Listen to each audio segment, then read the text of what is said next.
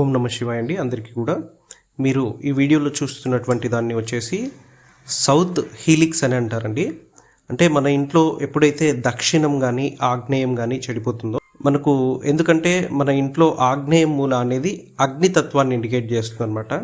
అక్కడ ఎప్పుడైతే మనము వాటర్ కంటెంట్ని ఎక్కువగా స్టోర్ చేయడం, అంటే కొద్దిమంది ఆగ్నేయంలో వాటర్ సంపు పెడుతూ ఉంటారు, అదేవిధంగా డ్రైనేజ్ అనేది చేస్తూ ఉంటారు, అంటే సెప్టిక్ ట్యాంక్, లెట్రిన్ కమోడ్ ఏర్పాటు చేస్తూ ఉంటారు.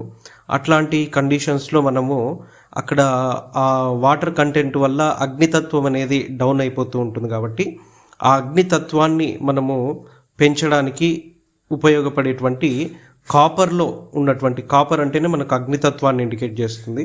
సో ఆ కాపర్లో ఉండేటువంటి హీలిక్స్ని మనం, అంటే ఈ అగ్నిదేవుడికి సంబంధించినటువంటి బీజాక్షరంతో ఉండేటువంటి ఈ యొక్క హీలిక్స్ని అక్కడ ఉంచడం వల్ల అక్కడ అగ్నితత్వం అనేది బలపడి ఆ యొక్క వాస్తు దోషాన్ని అయితే ఇది తీసేస్తూ ఉంటుంది.